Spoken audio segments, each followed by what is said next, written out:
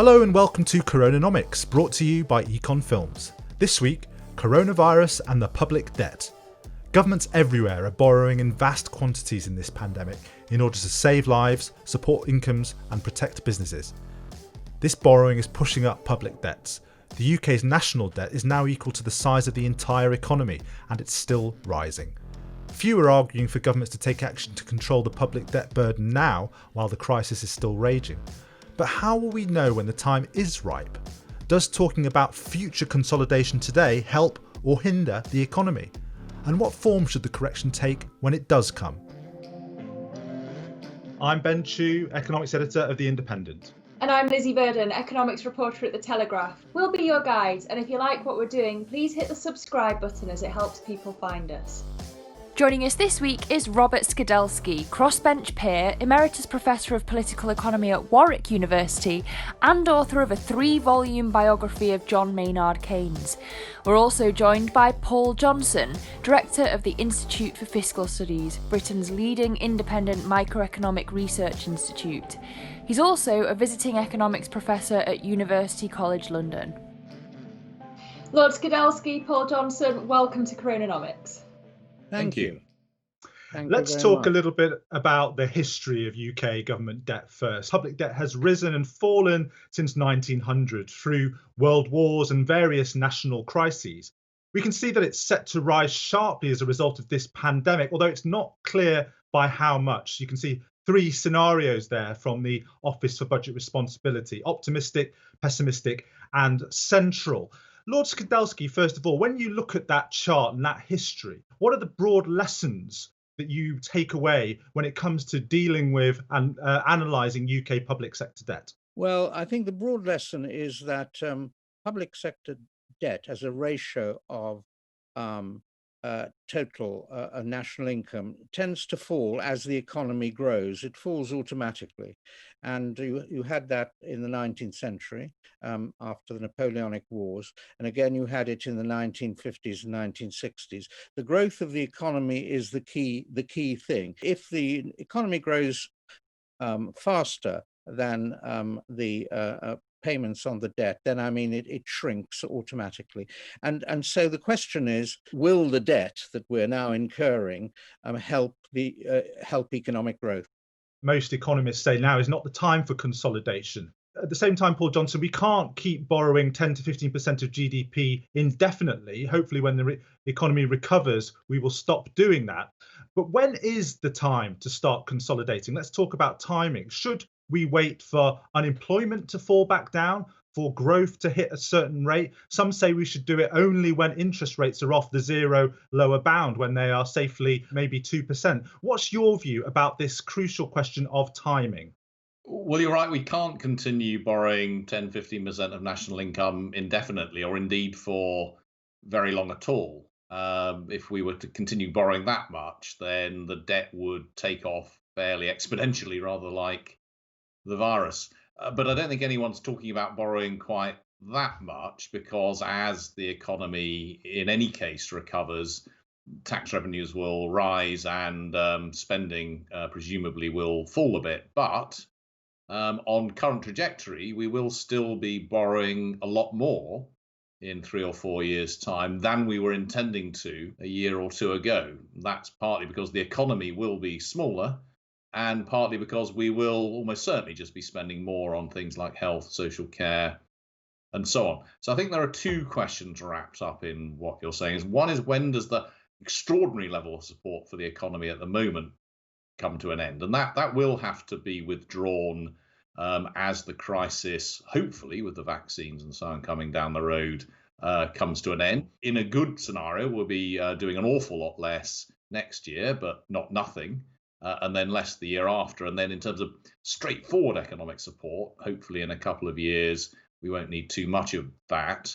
But even if we take most of that economic support away, as I said, we'll still be borrowing more than is consistent with the debt even stabilizing, let alone coming down. So I think we'll then have the question, at what point do we do something in addition to bring the debt back under control? And I think we're looking, who knows, but probably 3 years or more And let's face it, we have an electoral cycle, so maybe after the next election, then doing something in addition, cut spending cuts or tax rises to stop the debt going on an ever upward path. But when you say 3 years, would you sort of say don't do anything for 3 years, or would you be looking at the state of the economy, the state of interest rates, the state of inflation? What are your thoughts on those questions, Paul?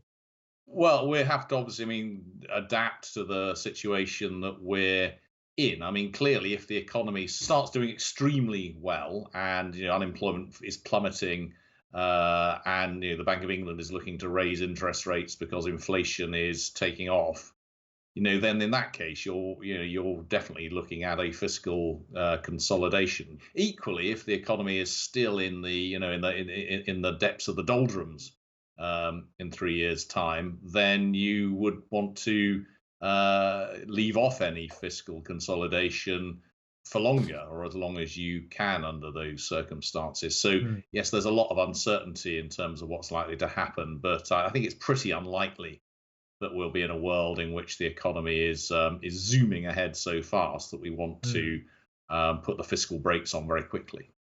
I think what Paul's leaving out is the effect of the spending on the economy itself. He's rather talking as though one goes on spending a certain sum, and then when the economy recovers, then one will be able to reduce it. But I would draw your attention to what the IMF said just in its latest monitor, when it advocated a vigorous fiscal policy. Increasing public investment by 1% of GDP could boost GDP by 2.7%, private investment by 10%, and unemployment by 1.2%. What they're advocating is a fiscal expansion, which of course is an increase in the deficit in order to produce a faster growth in the economy, which will then reduce the deficit automatically. And I think that's the sequence one's looking for. There are big multipliers around at the moment, and one should exploit them. I don't disagree with that. I mean, that's why we are where we are, and we've got a huge fiscal expansion over this year. I don't think, well, I know the IMF are not suggesting that we have run even bigger deficits next year than we are this. So in normal terminology, that is a fiscal contraction, but certainly a fiscal expansion relative to where we were planning to be a year ago is absolutely where we will and should be. Yeah, but I mean, there's a difference between just paying people to do nothing and actually creating jobs. If your model is that you go on paying millions of people for 2 or 3 years more or a year more to do nothing, then of course that immediately raises an issue of how sustainable that is, because the economy is still being closed down. But on the other hand, if you use your spending in order to create jobs and bring about economic activity, you get a different effect. So it's not, I agree with Paul, it's not a question of the amount of spending, it's actually where you spend in order to get a recovery. There's far too much discussion just about the numbers and not enough on how the money's spent. I mean, just spending money wastefully is as bad now as it is at any moment. And one does sometimes wonder whether the government is spending all of the money that it is spending as wisely as it could. But if you can invest in things that are going to provide a long-term payoff, now is absolutely the right time to do it. But we really do need to scrutinize whether the money is going on things that are providing that long-term payoff.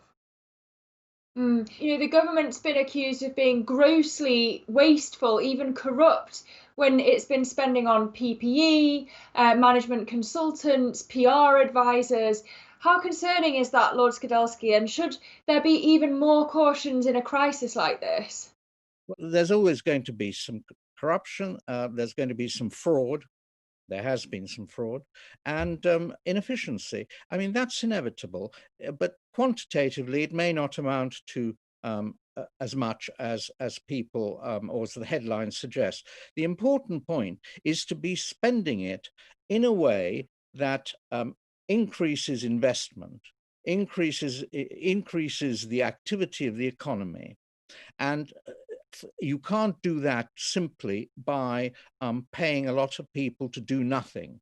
I think there are many imaginative possibilities. I mean, someone at Cambridge just yesterday or the day before suggested having a national conservation scheme for planting trees. I mean, that, you know, there are lots of projects like that that can be started with the amount of money we're now spending.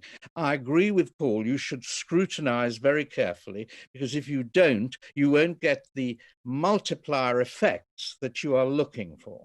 I don't think one should now be talking about consolidation. I think one should be talking about investment. And public investment could be leading private investment.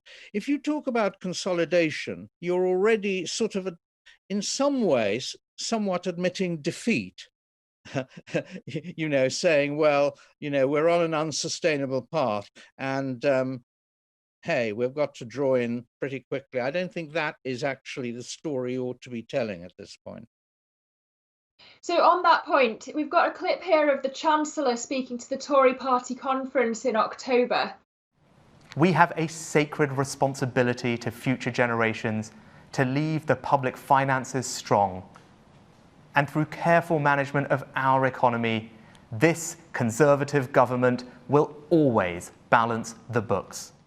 Paul Johnson, some argue, as Lord Skidelsky mentioned, that the government needs to signal fiscal consolidation today to show that it's taking the public debt seriously, even if we don't actually make cuts now. Is that sensible, or does the talk of future spending cuts and tax rises potentially harm the economy by causing people to stop investing or consuming in the near term? The Chancellor went on to say that he would balance the books every year, which is a very, very strange thing to say, because I don't think there's any possibility of the books being balanced this decade, if not for longer. It's a difficult balancing act here. So there was some very odd briefing over the summer where there was lots of press speculation about a budget in the autumn announcing tax rises for next year, which was supposedly coming from the Treasury, though I find that very hard to believe. And clearly, they should not have been, and I'm amazed that they were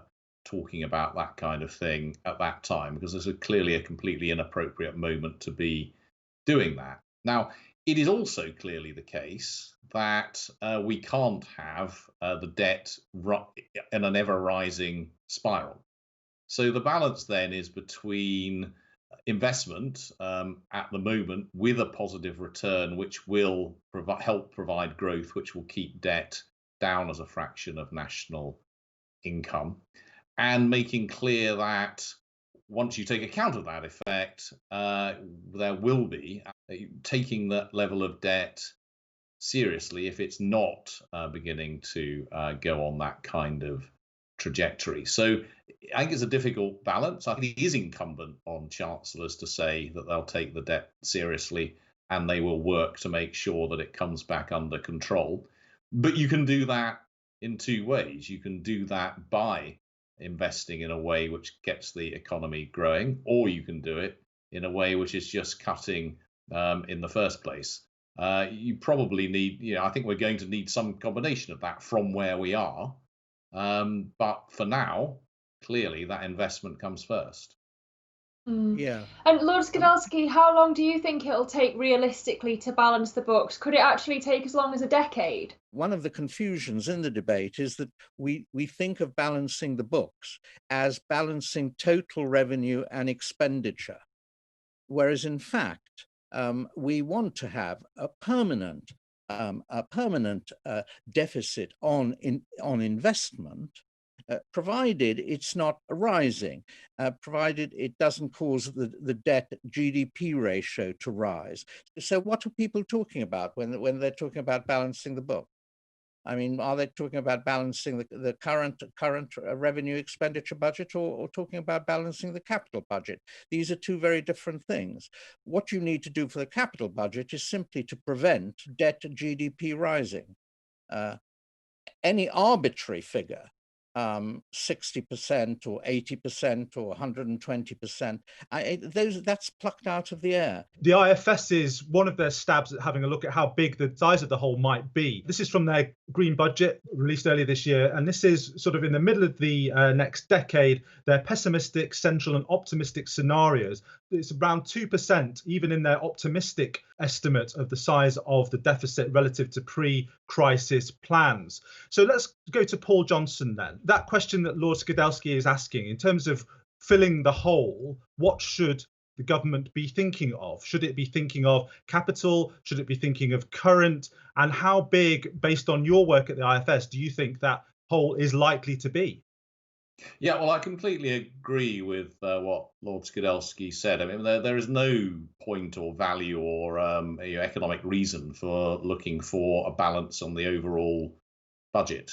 I'm a little bit more skeptical about this sharp division between what counts as capital spending and what counts as current spending. You can have current spending which yields very big long-run returns, spending on teachers' pay, for example, and capital spending that yields nothing. And I think some of the mega projects that government thinks about are not terribly well spent.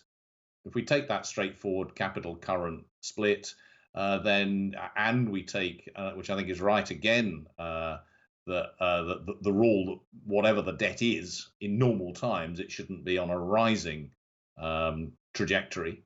Then we're probably looking at running deficits actually not much more than 3 or 4% of national income to achieve, or 4 or 5% of national income to achieve both those things. So if we do turn up in the middle or pessimistic scenario on those lines that you just saw, then there probably is, even under Lord Skidelsky's rules, probably, at best, no room for more spending, and probably, given that actually there will be more spending on health and so on, probably we will need some kind of consolidation even to meet those rules. Paul Johnson, there is going to be almost £1 trillion of UK government debt in the hands of the Bank of England. What are the implications of that for the timing of the consolidation? Are there any? One effect of the bank holding such a vast amount of government debt is that unusually very small changes in interest rates, the bank rate that the Bank of England sets, will have an enormous effect on the debt interest that the government is paying. So usually that happens rather gradually, because it's only each tranche of government debt that's sold that it's paying back the interest on at that rate. But if the Bank of England were, for example, to increase its interest rate from 0.1 over the next 2 or 3 years to even 2 or 3%, which is much, much higher than it's been for the last decade, but still low in historic terms, that would be a vast increase in the government's interest bill, and that would be problematic for the government. Otherwise, from the government's point of view, the Bank of England holding the debt ought not to look too dissimilar from other people holding the debt. Now, some people have suggested that because the bank is, in some sense, an agent of the state, that this money is in the end completely free and the government wouldn't need ever to pay it back. Well, if we are to believe that the Bank of England is an independent monetary authority, then I think we have to believe that it will eventually pay it back, or at least hold on to it and get interest paid in the same way as any other institution. Otherwise, it looks like it becomes not independent and an agent of the state, and then we really do have risks with inflation and with the credibility of our overall economic strategy. So I think the bank holding all of this debt does bear some risks for government because of the way that interest rates work, and possibly because of the perception that it creates that there is free money knocking around. But I don't think it offers any other massive either benefits or disbenefits for government in terms of how it thinks about its fiscal strategy going forward. Yeah. And Lord Skidelsky, do you agree with that? Not entirely. I agree with a lot of it. First of all, I think the bank is an agent of the state. and it was given operational independence, but it's owned by the government, and it's therefore an agent of the state. I think people just are mistaken when they talk about the independence of the Bank of England, or any central bank really. Maybe the ECB is an exception. So that's point one. I agree, of course, that if the government can now borrow at very, very, very low rates, and it would have more of a borrowing problem if the bank was to put up its interest rate. But of course, if it were to do that, put up its interest rates, it would only do that when the economy, and therefore the revenues of the state, had increased. In other words, the economy had recovered. The second point about monetary policy is, I think one of the things that's emerged, I mean, the Bank of England is going to pump another 150 billion or so on top of the 200 or 300 billion of QE it's already done. Monetary policy is not very strong on its own. That's been the lesson we've learned. It used to be thought 5 or 6 years ago that monetary policy could do all the heavy lifting that was needed. It's now realized that it can't. It can bring the horse to water, but it can't force it to drink. And therefore, fiscal policy has to do the heavy lifting in the economic recovery. Well, I feel like we could spend another 2 hours or even more talking about these issues, but we've come to the end. But it's been a great discussion. Thank you so much to Lord Skidelsky and Paul Johnson for appearing on CoronaNomics. We'll be talking to many more top thinkers in the weeks ahead, so please do stay tuned and subscribe to our YouTube channel. And remember, if you like what we're doing, please hit like and subscribe. And if you'd like to talk to us, just leave us a comment below. This has been CoronaNomics, brought to you by Econ Films.